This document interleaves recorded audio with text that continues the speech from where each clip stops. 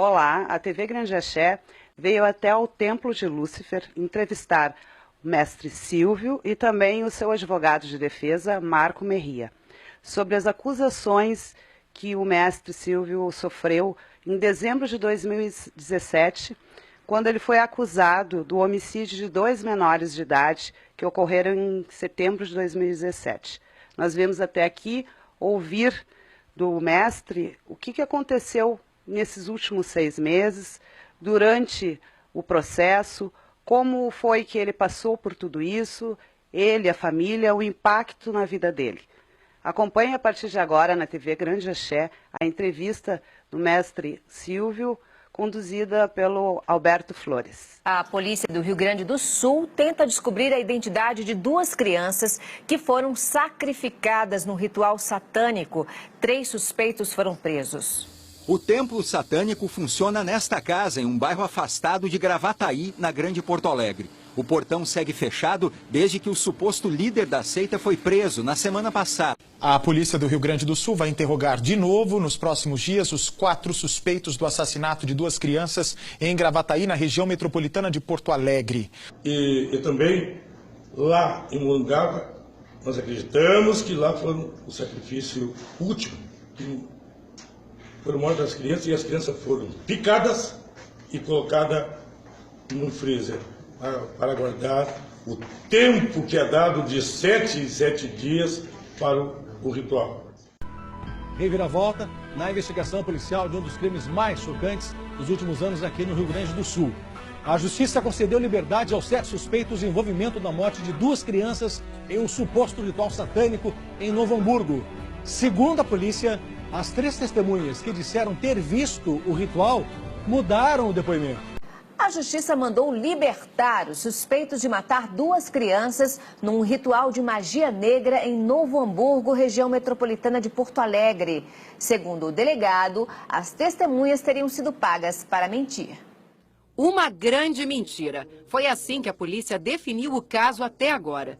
Mentiram com riquezas de detalhes e é por isso que a investigação seguiu o rumo que era traçado por essas testemunhas. As 3 testemunhas-chaves admitiram que receberam dinheiro para inventar uma versão fantasiosa para a morte de 2 crianças. O crime aconteceu em setembro passado. O suspeito da armação foi preso nesta quarta-feira em São Leopoldo, na Grande Porto Alegre. Ele não teve a identidade revelada. As testemunhas foram induzidas e elas foram muito bem orientadas por pessoas que conhecem muito bem a realidade dos investigados e que conhecem muito bem a investigação. Em depoimento a outro delegado afastado do caso, as testemunhas disseram que presenciaram o ritual satânico no terreno de um dos acusados em Novo Hamburgo. Os menores teriam sido oferecidos em sacrifício em troca de prosperidade para 2 empresários. Com a reviravolta, a prisão de 7 acusados foi revogada. Entre eles, o bruxo Silvio Fernandes Rodrigues, apontado como responsável.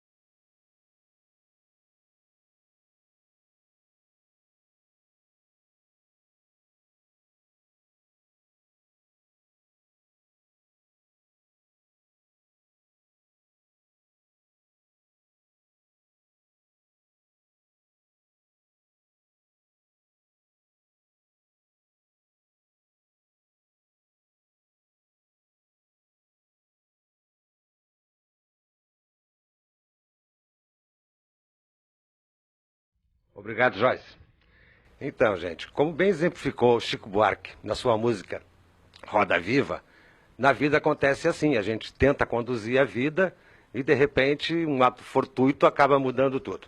Foi o que aconteceu com o mestre Silvio, quando, dia 27 de dezembro do ano passado, foi surpreendido com a entrada da polícia em seu sítio e acabou preso, sendo acusado de um crime bárbaro que, em absoluto, cometeu. E isso acabou transtornando toda a vida de Pai Silvio. A história toda já conhece, ao longo dessa entrevista a gente vai recordar datas, fatos, mas no momento, então, Pai Silvio, eu vou lhe chamar de Pai Silvio algumas vezes por força do hábito. Claro, depois o senhor vai explicar por que o senhor me pediu, inclusive, que não me chamasse de Pai Silvio. Mas, então, para conhecer um pouquinho o mestre Silvio, e esse é o termo correto, nos conte um pouco da sua vida até o dia 20, um pouco da sua vida e sua trajetória religiosa, antes do dia 27 de dezembro de 2017. Bom, uma boa noite a todos, e principalmente ao Pai Beto.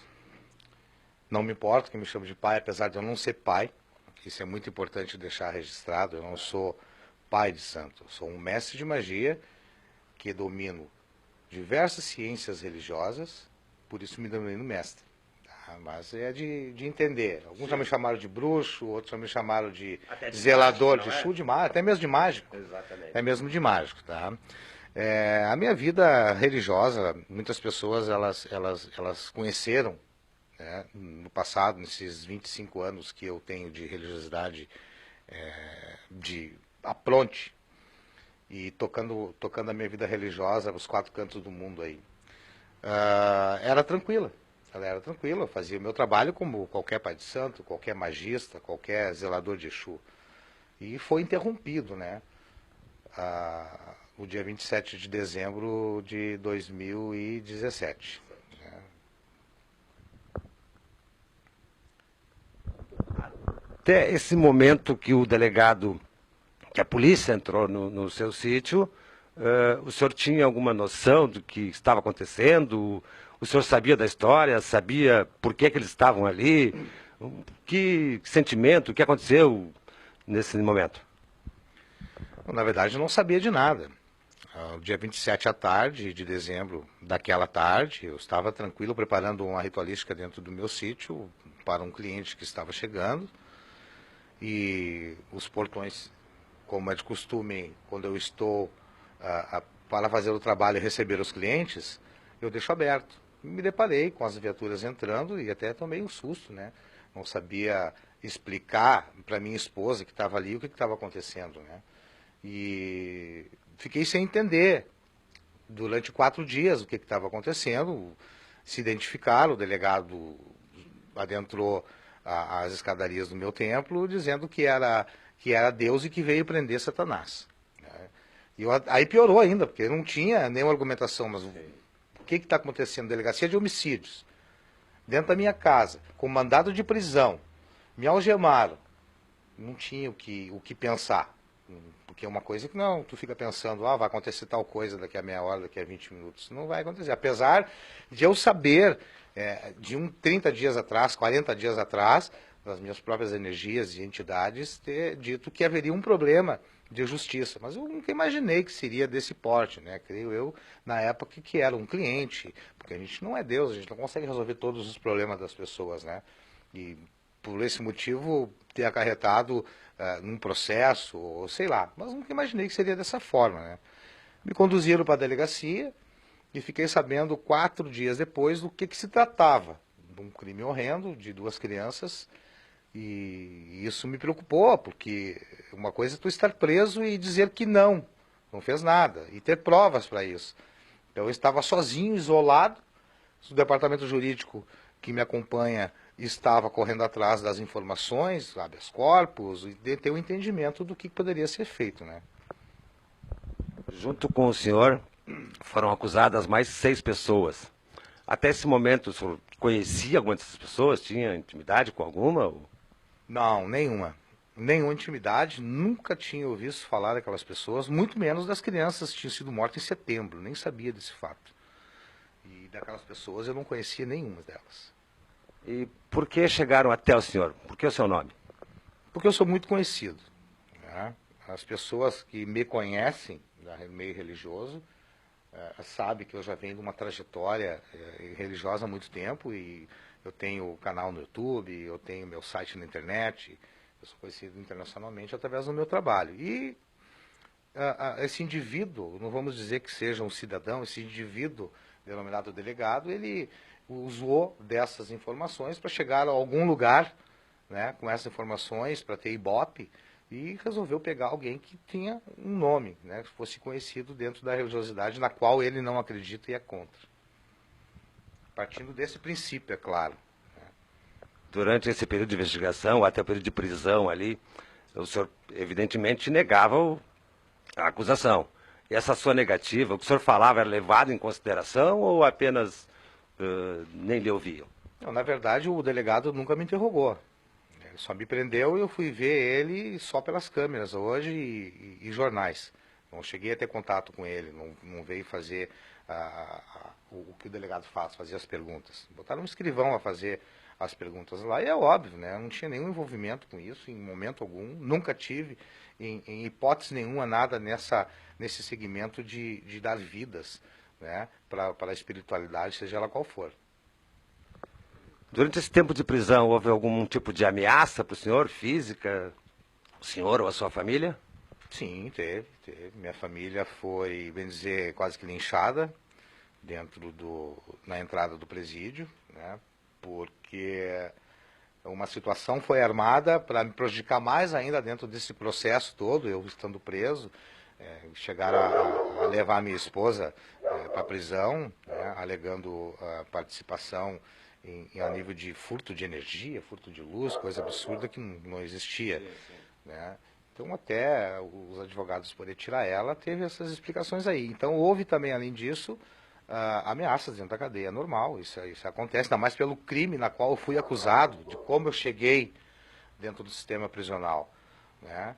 Mas graças ao meu Zezinho, como eu digo, né, eu tenho um Zezinho, um Zé Pilinta, que estava sempre junto comigo, me acompanhando, a energia dele, criou caminhos para que eu pudesse ficar tranquilo, sossegado, botar a cabeça no lugar, tentar ter o entendimento necessário disso tudo, para poder passar para o corpo jurídico, passar para a família ali fora também, que eu estava bem lá dentro, mas foi muito complicado, é uma situação muito complicada. Uma coisa é tu entrar, creio eu, dentro do sistema prisional por furto ou por um assalto a banco, agora entrar como assassino de 2 crianças, em ritual de magia negra, né, da forma como esse indivíduo chamado delegado colocou para a mídia, a forma que a mídia colocou isso para o Brasil e para o mundo. Isso foi muito complicado, porque estava me acusando de estupro das crianças, esquartejamento de crianças, que eu piquei as crianças. Isso está na mídia para quem quiser ver, né, o que ele disse, o que ele falou. E isso foi se espalhando, né, e consecutivamente me atingindo dentro do sistema carcerário, porque eu estava preso, não sabia como me defender, ninguém acreditaria na minha versão, porque todo mundo que está preso é inocente, né? Sim. Até provar o contrário. A lei já diz isso. Então foi bastante complicado. Bastante complicado. Aqui vamos lembrando para quem acompanhou o caso e informando para quem não soube, Mestre Silvio foi acusado de esquartejamento, morte e estupro de 2 crianças que foram encontradas na Lomba Grande em setembro de 2017 e cujo caso permanece. Bom, depois que Mestre Silvio foi indiciado, preso, o senhor enfrentou 46 dias de prisão, é isso, né? 46 dias. O delegado responsável pela delegacia estava em férias, é por isso que esse outro delegado tomou mãos do curso, né, dessa investigação.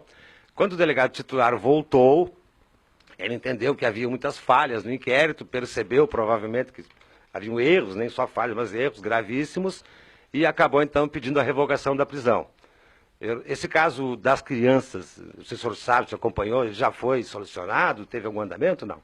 Eu tenho acompanhado meio por cima, né, o doutor Marco Merria, que está acompanhando isso de perto, para poder ter um controle, até porque o inquérito, ele continua ainda, né? Ele continua o inquérito e o caso está para ser desvendado ou não. Ele que acompanha isso, e aí depois, se tiver oportunidade, o departamento jurídico pode dar mais informações quanto a isso. Eu não tenho nada de informação se estão pegaram as pessoas ou não. Vamos só relembrar aqui os nomes. O delegado que estava em férias era o delegado Roberto Baggio. E quem assumiu o caso e lhe acusou foi o delegado Moacir Firmino. Perfeito. O delegado Moacir Firmino, eu estou só informando, relembrando e informando para quem não sabe. O delegado Moacir Firmino foi afastado das suas funções após a chegada do Dr. Roberto Baggio, que continua sendo como titular. Ele provavelmente permanece afastado ainda, não sei se o senhor acompanha isso. Ele está afastado, sim, ele está afastado e está tendo o arrolamento de um processo, né, interno da Corregedoria. Né, e agora o doutor Marco Merria vai dar uma informação mais detalhada sobre isso, porque baseado nas acusações que ele está acontecendo na vida desse indivíduo, esse delegado, não consta nada ligado a mim. Somente o que ele fez a nível documental, a nível de falsificação. Né? Isso é muito importante ressaltar. Mas isso depois o doutor Marco vai dar um esclarecimento para vocês. Sim. Vamos voltar lá então para a prisão. Foram 46 dias de prisão. Essa é uma experiência que obviamente ninguém quer ter. Mas imagino também que tenha sido um período de muitos infortúnios, muito ruim. Mas pode nos dar de como o senhor se sentia, o que o senhor pensava, porque a família estava fora, o senhor lá dentro, havia comunicação com a família, tinha como proteger a família. É diferente de tu ir preso sabendo que tu cometeu aquele crime e tu tá ali de cabeça erguida dizendo assim, bom, eu cometi esse crime e eu vou cumprir a pena desse crime. Quando não tem nada a ver com o fato, que meras especulações a mídia vai colocando e as pessoas vão associando a nossa religiosidade e nos transformando em vilões da sociedade, isso gera um conflito muito grande na gente, porque, veja bem, o que eu fiz? Eu trabalhei a vida inteira na religiosidade e aonde está a espiritualidade que não me protege disso tudo? Né? Então isso vai nos criando conflitos internos. E a maior preocupação de eu estar preso na época não era eu estar preso, porque eu sabia que eu não fiz nada. Né? Eu tinha que provar que eu não fiz nada para sair de fora, mas o que te mata de verdade dentro de uma cadeia é a tua família ali fora. Não saber o que está acontecendo. De tu ver a tua vida sendo colocada na mídia de uma forma tão brusca, colocada de uma forma tão brutal, vamos colocar assim, e tu ter o entendimento que tu está com as mãos amarradas e não pode fazer nada, porque tudo que tu disser é usado contra ti. Não tem como provar, tu estando preso, não tem como provar. E aí as pessoas já ficam te olhando de uma forma diferente, né? Cadeia é cadeia, né? Lá o mundo é outro, lá a lei é outra, né? Lá tem o sistema prisional que é comandado pela polícia e tem a parte interna ali que tem que ter uma organização com pessoas Y ou X para poder ter uma boa convivência lá dentro. E eu tive essa sorte de ter um respaldo lá dentro, né? Um respaldo lá dentro para poder me defender, para poder viver, para poder ter a chance de provar o que a mídia colocou aí, que era totalmente errado, né? Isso se provou, está aí para quem quiser ver. Pois é, mídia. Durante o seu tempo de prisão, durante as investigações, o caso foi bastante divulgado. Depois que foi revogada a sua prisão, comprovada a sua inocência, houve essa mesma divulgação desta inocência? Houve por parte de alguns veículos, não todos os veículos que me acusaram, né, que foram tendenciosos, na verdade, porque se tu é um telecomunicador, se tu é um interlocutor, se tu é um jornalista, acho que tu não deve formar opinião na hora de tu expressar o teu trabalho e mostrar para as pessoas. E muitas das mídias, elas foram tendenciosas, elas não ficaram em cima do muro, elas escolheram um lado, e escolheram o lado errado. Tá? E essas mídias que escolheram o lado errado, elas não voltaram para me pedir desculpa ou me dar um espaço na mídia para que eu pudesse dar a minha versão, assim como tu está fazendo agora aqui. Né?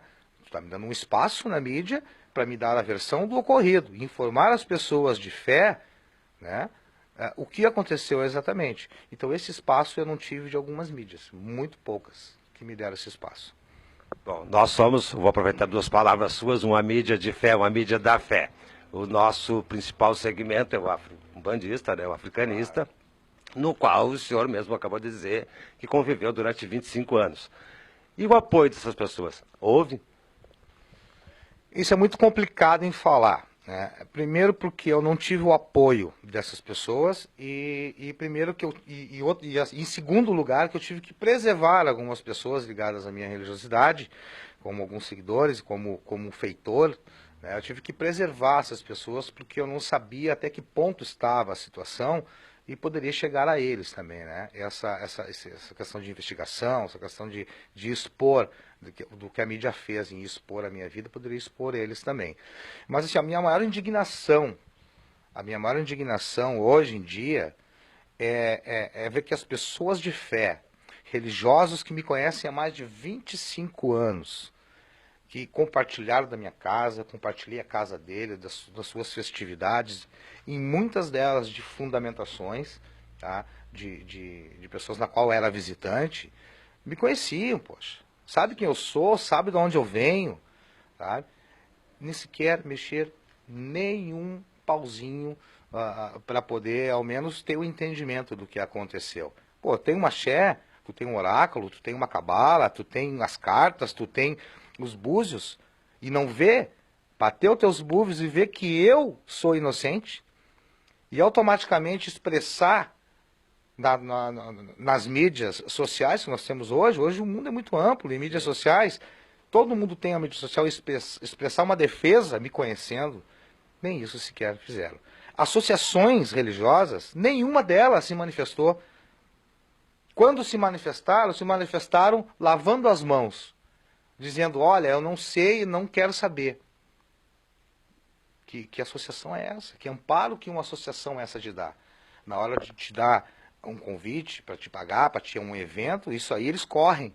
Agora, para te dar um respaldo jurídico, ou até mesmo numa passeata, fazer uma manifestação, porque não é só só a minha pessoa que estava sendo sacrificada.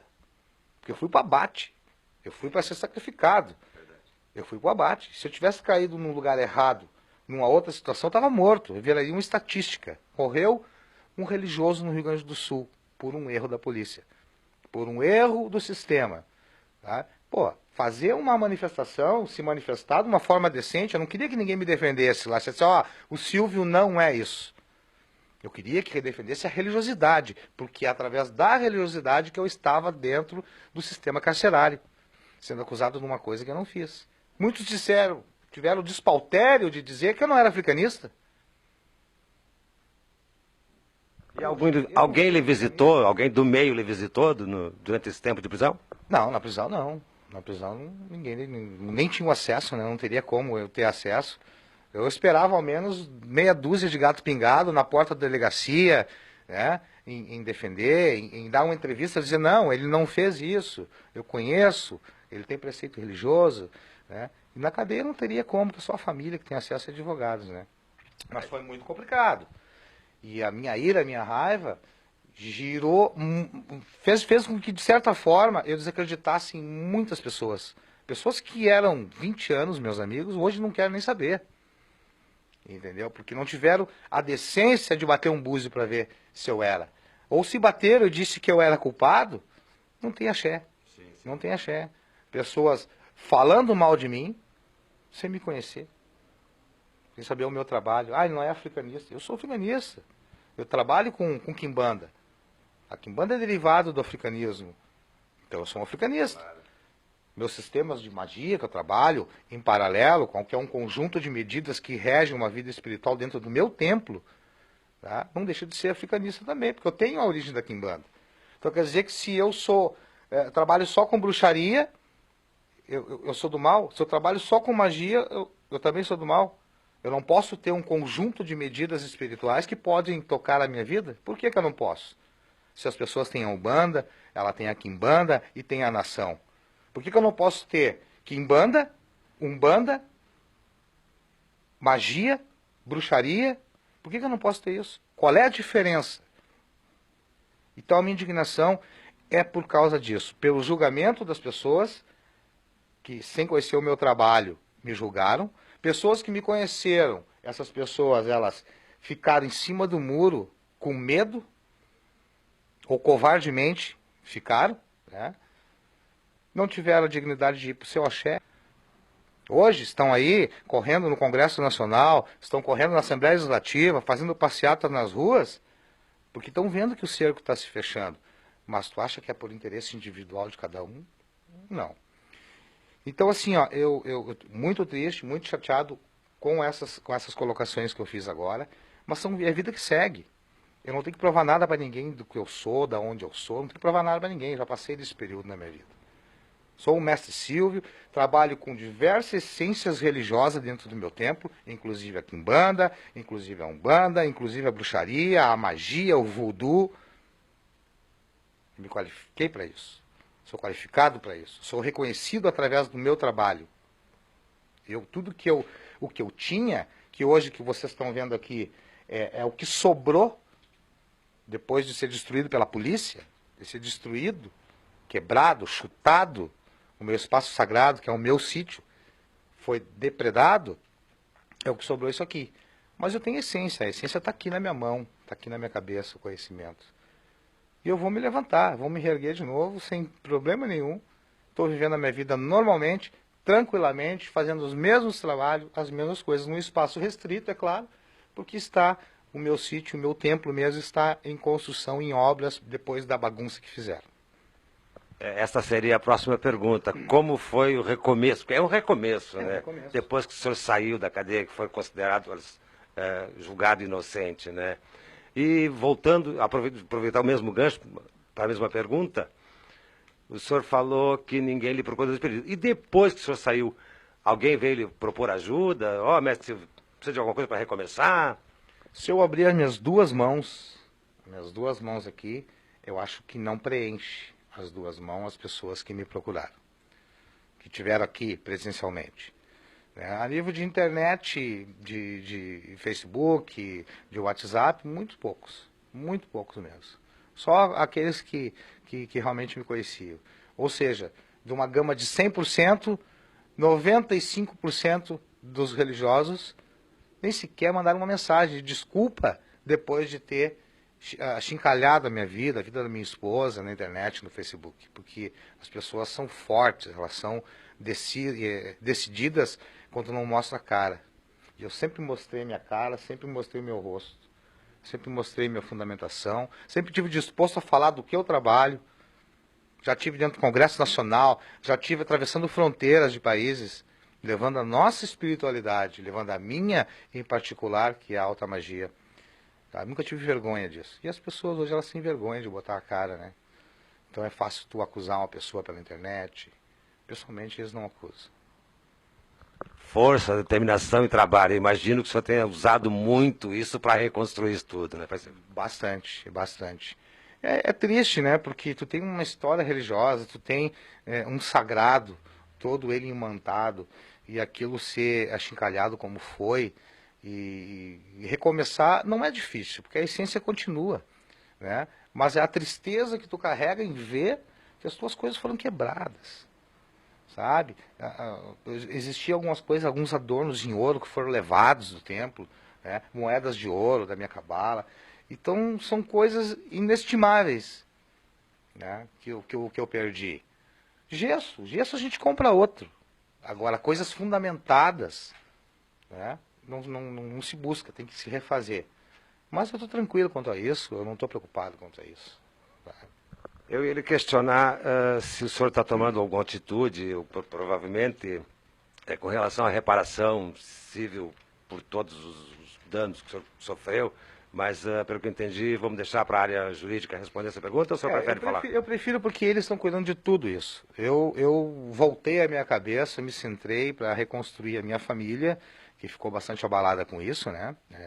A estrutura psicológica, e automaticamente eu segui o meu trabalho. Então essa parte jurídica de indenizações, se vão fazer, se não vão fazer, com quem vão fazer, eu deixei totalmente o departamento jurídico do escritório do Dr. Marco Merria, que é um advogado que me acompanha já há um bom tempo. Voltamos à fé, mestre Silvio. Foram 46 dias de prisão, foram vários dias após o senhor ser liberto, imagino que atônito. E a espiritualidade durante esse período? Revolta, aceitação, o senhor... O que aconteceu durante esse período com relação à sua fé, à sua espiritualidade? Não, revolta não, Beto.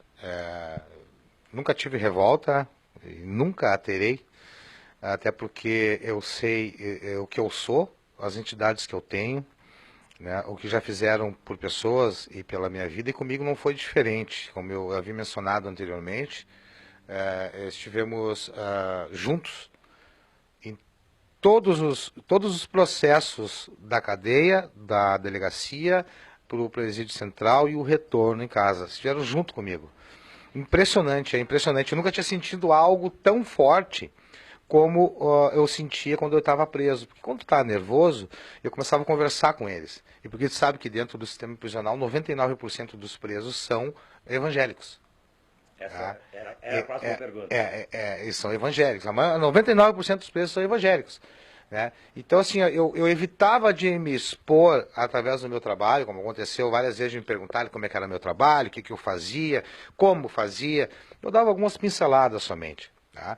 Mas, assim, à noite, principalmente, a partir das 9 horas, quando fechava a cadeia às 9 horas da noite, ficávamos reclusos na nossa cela, todas as celas trancadas, exceto as celas da frente, onde eu estava, junto à administração daquela galeria, né, interna lá, onde tinha alguns favorecimentos. Eu conseguia me concentrar mais e poder conversar, e incrivelmente eu conseguia escutar, conversar, me acalmando, calma que tudo vai se ajeitar, isso foi um equívoco e nós estamos contigo. Então a espiritualidade ela foi muito gritante comigo nesse período. Estando junto comigo direto, né? Quando não estava comigo, estava com a minha família. Não, ó, o pessoal está bem, a tua esposa está bem, eu estou com eles lá, fulano está lá, ciclano está lá. Então eu tinha esse respaldo espiritual. Respaldo que eu não tinha fora da cadeia por seres humanos, eu tive dentro, com as minhas entidades dentro do sistema prisional. Né? E tanto que esplêndido, a palavra correta é esplêndido, a gente ter esse entendimento e a gente vê a nossa espiritualidade ela florando num momento tão difícil que eu tive na minha vida. Isso foi muito importante mesmo, Beto. Seres humanos, durante o período e depois da sua libertação, o senhor sente que há preconceito, a sua família tem sentido represálias, ou o senhor mesmo? Sim, existe os resquícios desse ocorrido, eles estão presentes no meu cotidiano, no meu dia a dia, né? Mas aqui no município, pessoas que me conhecem na Redondeza, ainda tem aquela visão assim, o cara é tão bom que conseguiu virar até o sistema contra o sistema. Esse é o mestre de magia, e não é isso. Não é isso. Foi provado que nós não tínhamos envolvimento, principalmente eu não tinha envolvimento algum com esse fato dessas crianças. Né? Agora as pessoas estão achando que eu virei o sistema através da magia. Pode até ser que houve um favorecimento para que as coisas ficassem mais claras, para o delegado poder enxergar uma agulha no palheiro ali e ver que o outro delegado estava montando uma situação. Com certeza deve ter ocorrido isso. Porque eles estavam sempre junto comigo ou correndo na rua para resolver a situação. Mas a discriminação maior, a ameaça maior, né, não foi a tentativa de homicídio que tentaram fazer comigo no meu sítio. Isso aí passa despercebido, comparado ao que as pessoas, aos religiosos de matriz africana, aos magistas, aos bruxos, aos umbandistas, têm o preconceito. Eles têm esse preconceito ainda. Ficaram com esse preconceito como se eu fosse um patinho feio daquele conjunto de pessoas, daquele grupo de pessoas. E sou uma pessoa comum como qualquer outra. Qualquer outra pessoa. Eu tenho uma vida, eu tenho uma família, eu tenho filhos, eu tenho uma religiosidade, e não preciso me temer porque eu fui acusado de um assassinato. Tanta gente faz coisas podres dentro da religião, tanta gente, pai de santo se envolvendo com filho em quarto santo, entre outras coisas mais, Exu indo no banheiro fazer xixi. Isso as pessoas não falam. Exu falando em celular, pegando Uber. Então as pessoas não falam disso, se preocupam com o Silvio, que tem uma essência religiosa, tem uma história religiosa, tem os antepassados religiosos, mas eles procuram falar ou se sentir ameaçado, né, comigo. Não com o que eles fazem dentro das suas próprias casas. que é pior ainda. Então, assim, ó, eu não sou do mal, vamos colocar assim, deixar bem claro, não sou do mal. Tenho uma ciência religiosa diferenciada da maioria dos africanistas, mas não deixo de ser um africanista, porque eu tenho fundamentação africanista, eu tenho uma origem africanista, eu tenho um zelador, eu tenho um mestre por trás de mim, eu tenho pessoas que me deram o caminho para chegar onde eu cheguei. Bom, se fosse considerar a religião como um sentido mercadológico, diríamos assim, então, que esta fama de que o senhor ter virado o sistema, eu sei que o senhor não considera a religião como um comércio, mas seria benéfica, não? Não, sim, claro. Seria benéfica, seria maravilhoso, mas nem tudo é como a gente quer, né? Sim, é claro. Mestre Silvio, reconstrução. Exatamente o que o senhor está fazendo para reconstruir sua vida?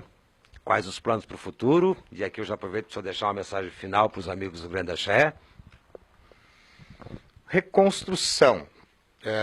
Desde o primeiro dia que eu saí da prisão, minha vida foi reconstruída.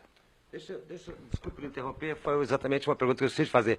Quando o senhor recebeu a notícia de que o processo havia virado, que o senhor seria liberto, que a sua prisão foi revogada, que o processo ia tomar outro rumo, a investigação ia tomar outro rumo, qual foi a sua reação? O que o senhor pensou na hora?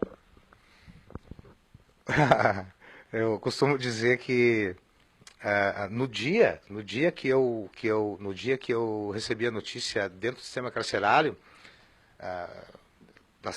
as celas têm televisão, né? Então, todas elas cada um tem sua TV. Dia 7 de fevereiro, né? Isso. Tinha televisão. E eu estava ali, eu não lembro o que eu estava fazendo. Eu estava com uma vassoura na mão. Isso eu lembro exatamente. Eu estava com uma vassoura na mão, dentro da cela. E quando me chamaram, disseram, estão falando do teu caso lá. E aí eu parei para olhar. E aí onde saiu a notícia ali, no telejornal, não lembro que telejornal foi, que foi revogada a prisão dos suspeitos que assassinaram as crianças e que não tinha mais nada contra eles. Apareceu o jogo do Grêmio e do Inter. Sim, sim. Porque o momento que disseram que eu não tinha mais nada que ver com aquilo ali, parecia a torcida comemorando o gol, todas as celas da galeria comemorando. E foi interessante porque eu não esperava isso. E eu fiquei sem reação, sabe? Eu pensei, mas será que é comigo isso mesmo? Não, é contigo, cara. Olha lá, tu não tem mais nada que ver, tu tá inocentado, tu já tá solto há 2 dias. Eu estava solto há 2 dias já, o juiz já tinha dado a soltura, mas continuava preso lá. A televisão disse que eu já estava solto já, mas eu não estava preso. Sim, sim. Né? Então foi um momento muito legal que eu não esperava, sabe? Porque imagina, eu podia pegar 40 anos de cadeia. Sim, claro. 40 anos de cadeia por um crime que tu não cometeu, tu imagina como é que seria isso. Como é que seria a minha vida? Acabou a minha vida, acabou a vida do meu filho, da minha esposa. Então, para tu digerir aquele momento ali, sabe? Isso é inacreditável, porque eu tô solto. Aí aguardei o pessoal me receber, né? O Dr. Marco foi lá me pegar no portão da galeria e se despedindo das pessoas lá. Foi um momento único, uma coisa que eu vou guardar para a minha vida inteira, porque passar o que eu passei não é para qualquer um. Não é, Beto, não é mesmo, não é para qualquer um. Uma última pergunta antes do senhor encerrar. Essas pessoas que foram acusadas junto com o senhor, depois do dia 7 de fevereiro, quando o senhor foi libertado, teve algum contato com elas depois disso? Alguma ação em conjunto, alguma coisa? Não existe nenhuma ação em conjunta. Tá? A princípio, pelo que eu sei, não existe nenhuma ação em conjunta. A gente se encontrou algumas vezes, não com todos, foi com 2, 1 ou 2, nos encontramos numa coletiva de imprensa e depois para a revista Época. Né? Até está saindo agora, creio que nesse mês de agosto, deve estar saindo 8 páginas na revista Época relatando toda a situação, e onde um desses supostos envolvidos comigo, que não tem nenhum envolvimento comigo, também se deu entrevista para eles. Mas nada além disso. Nada além disso. Não temos contato algum, não temos nenhuma ação conjunta, cada um tem seus advogados, eu tenho os meus advogados, ele tem os deles, então não tem nenhuma ligação. Bom, recordando então, foi um absurdo a acusação, o mestre Silvio não tinha nem conhecimento do caso, houve essa reviravolta na vida dele, são 46 dias de prisão, incertezas, dúvidas, temor, angústia. Então, a sua mensagem final para que o pessoal entenda o valor da fé também disto, as ações práticas que o senhor tomou, a sua vida daqui para frente, para nós encerrarmos. É a vida que segue, né? É a vida que segue, e eu tenho pessoas que eu sou responsável pela vida delas também, que é da minha família, meus parentes, os seguidores do templo também, que depende de um respaldo meu e da espiritualidade que compõe a minha vida. E o que eu posso dizer em relação à mensagem, né, é que a minha vida está continuando normalmente, estou trabalhando normalmente, o templo está em construção e espero que no final do ano nós possamos encontrar os amigos que ficaram, né, dessa situação toda que ocorreu comigo, e que nós possamos nos encontrar para comemorar aí, junto com o seu Zé Pilintra, junto com o templo do seu Beuzebu, né, do seu Lucifer, a alegria de retomada, tá? Tudo normal.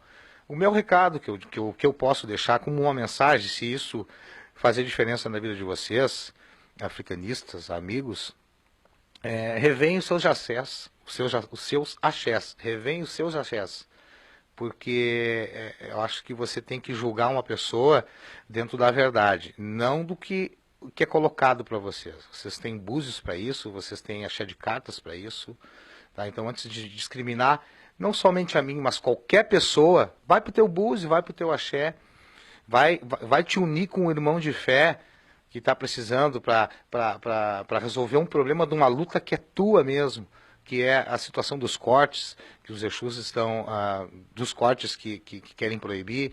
Então, dá a mão para o irmão, deixa de orgulho, deixa de usar aquela roupa mais brilhosa, mais bonita, né? Coloca a tua roupinha simples e deem as mãos e vão lutar pelo africanista de verdade, por pessoas que precisam da ajuda de vocês. Esse é o meu recado. É um recado simples, é a união. Uma união que nós não temos, religiosos africanistas no Rio Grande do Sul, ninguém tem, não tem. Se disserem que tem, é mentira. E eu provo que é mentira. Porque não tem união. A Igreja Universal do Reino de Deus tem mais união do que os africanistas. Porque um se preocupa com a roupa do outro, do fundamento do outro. Tu tem o teu fundamento da tua casa, é tua essência, junto com o teu mestre te passou, o teu babalorixá te passou. Tu tem o fundamento que é a essência dele, junto com a tua nova essência, dos teus orixás, dos teus exus. Siga o preceito do teu pai de santo ou do teu mestre, junto com tua essência, e tu vai caminhar e vai chegar longe na tua vida e vai conseguir ajudar as pessoas. Se preocupe com a vida de vocês, do próximo que precisa, não com ladainhas, especulações, com picuinhas. Esse é o meu recado para vocês. Desde já eu quero agradecer a oportunidade que todos vocês me deram, a equipe do Grande Axé, né? E agradecer aos amigos que sobraram africanistas, né? E mandar um grande abraço para o meu mestre, né? Para a minha família, para os amigos que estão assistindo essa reportagem, essa declaração. Muito obrigado, Beto.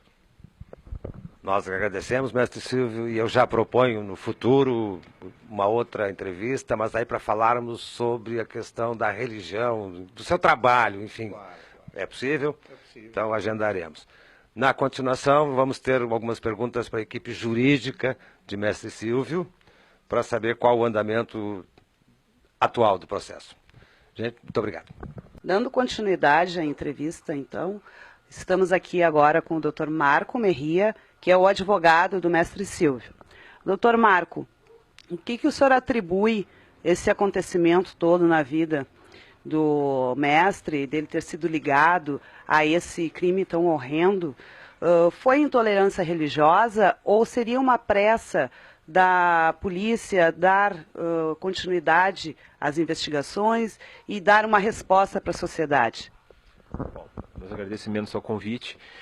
Eu entendo que foi o maior erro judiciário gaúcho e o maior erro, um dos maiores erros judiciários nacionais. Tá? Porque o que nós vimos no decorrer de tudo isso aí? Nós vimos um delegado fanático religioso em que, nos seus anseios, uma busca política ou uma busca de projeção pessoal, acusa uma pessoa sem ser da sua religião e aí faz um cataclisma, não só para a pessoa em si, mas para todos aqueles que não têm um culto essencialmente cristão ou evangélico. Então eu começaria a dividir em dois momentos. Primeiro momento, o momento processual e criminal, que foi uma acusação totalmente injusta, totalmente infundada, onde existe todavia ainda 2 corpos de 2 crianças, né, e que foi apontado nesse segundo momento uma pessoa inocente. O pano de fundo desse processo sempre foi e continua sendo o fanatismo religioso. Então, e nisso a imprensa gaúcha, e nisso a polícia gaúcha, nisso o Ministério Público e nisso também o Poder Judiciário, ele se cobriu de uma ingenuidade total. Por quê? A gente viu que se desvelou-se isso quando o delegado, numa coletiva, disse que ele deu o conhecimento da autoria por revelações divinas. Ora, nesse momento a revelação divina deixou de ser ciência da polícia e deixou de ser sim e tudo aquilo que se compreendia como justiça. E aí entra a figura do Silvio, né? Ele foi a melhor peça, o melhor encaixe para a melhor acusação. E todos caíram. Todos caíram. E o que mais eu sinto de pesaroso nesse cataclismo jurídico, que eu entendo como jurídico, é que o fundo religioso, principalmente de nós africanistas, ele ficou nem em segundo plano, ele não existiu. Né? Então, se cultuou um delegado no seu personagem em como revestido de poder e deixou de lado os princípios básicos, que seria no mínimo, uma legalidade de investigação. Quando nós pegamos o processo, se não me falha a memória, só 0 hora abriu um espaço de 5 linhas para nós, porque qualquer advogado, né, na linha de defesa que atua, que foi meu caso, que eu atuo mais de 20 anos, quase beirando 30 anos, lendo o processo, né, já viria e já diria, é inocente o Silvio. Não bastasse isso, né, nossas colocações, né, nós não tínhamos eco nenhum. Então, o que eu vi, na verdade, foi pior que a Inquisição Espanhola. Né? Foi pior que o primeiro africanista que aqui entrou no Rio Grande do Sul, que teve sozinho.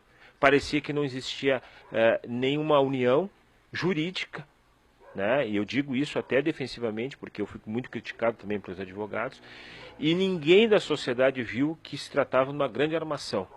Né? E eu digo que essa armação foi uma armação contra a religião afro. Pontualmente contra a religião afro. E aí que eu entrei, né?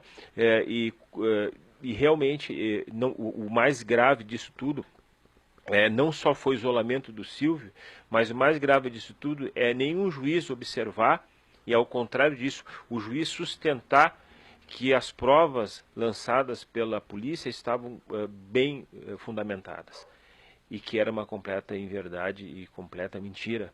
E aí se vê hoje o Poder Judiciário num erro terrível, né? Se vê hoje um delegado sendo processado, porque esse delegado ele não só fez uma tentativa de tortura, que é uma tentativa de tortura contra o Silvio, porque o Silvio ficou praticamente 1 semana, quase 10 dias, dentro do cárcere lá na comarca de Novo Hamburgo, né? Onde não teve pátio, onde não teve banho, onde não teve comida, que ele foi torturado. E é isso aí os pares da polícia não apontaram esse delegado, que para mim não é um delegado. Todo mundo sabe que a polícia gaúcha é uma das melhores do Rio Grande do Sul, mas quando deveria agora apontar realmente o enlace e a questão pontual da punibilidade, deixou como falso testemunho, ou deixou com os crimes que são os crimes que vão ser prescritos, e deixou praticamente quase o delegado na ativa. Né? Bom, graças, e eu digo muito à fé do Silvio, tá? Graças aos orixás, tá? E graças até ao à entidade do Silvio, que é o templo dele, o templo de Lúcifer, o delegado viu a injustiça. Né? E da injustiça foi o primeiro a apontar. Mas esse delegado, ele era o primeiro titular e que era um delegado extremamente honesto, esse último, e que viu. Então ele praticamente se opôs contra toda a investigação. E o pior de tudo que eu vejo é que a Polícia Gaúcha entrou num cheque, né? Porque aquela coletiva onde apareceu quase toda a representação da polícia, agora o próprio delegado estava sozinho dando a matéria. Então, eu vi até o desconforto do próprio delegado, ficou sozinho dessa coletiva. Bom, finalizou que foi absolvido, o Silvio não tem nenhuma relação nenhuma, Nosso modo de operação agora jurídico é processar os meios de comunicação que apoiaram essencialmente esse embuste. Tá? E realmente nós temos aí as mídias de Novo Hamburgo, São Leopoldo, que foram tenazes, né? Porque venderam a matéria para outros jornais, tá? E que conduziram muitas casas de religião num período medieval, porque nesse momento todos que eram afro se recolheram. E os que não se recolheram, alguns tentavam criticar. Mas o principal de tudo isso é que esse momento criminal tem que servir de exemplo, principalmente nos meios de comunicação, que são os meios que vocês representam. Eu acho que a fé, nesses momentos, é de fundamental importância junto com a ciência jurídica. Quando eu entrei nesse processo, eu entrei sob um chamamento do pai Gilberto, tá? Que disse que era para mim vir ajudar o Silvio. Né? E eu de pronto momento vi a situação, mas vi que nós, né, porque eu tenho o meu culto, eu tenho meu orixá, e poucas vezes eu posso dizer isso tranquilamente porque é a raiz de vocês, então eu me sinto bem tranquilo. Poucas vezes eu vi uma união nossa para defender um irmão da religião. Porque na justiça eu tinha certeza que ele ia ser absolvido mais cedo ou mais tarde. Agora, com relação ao foco de união, nós ficamos muito dispersos. Então tem que servir de exemplo isso aí, né? Que quando cai uma pessoa da religião, e eu não digo só na religião afro, de qualquer outra religião, né? As pessoas têm que fazer um bom abalizamento. E esse bom abalizamento tem que ser muito bem pensado como acusar as pessoas.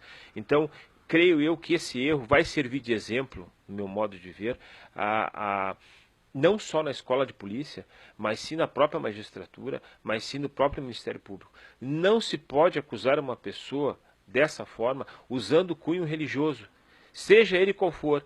Nem a própria Inquisição Espanhola agia assim.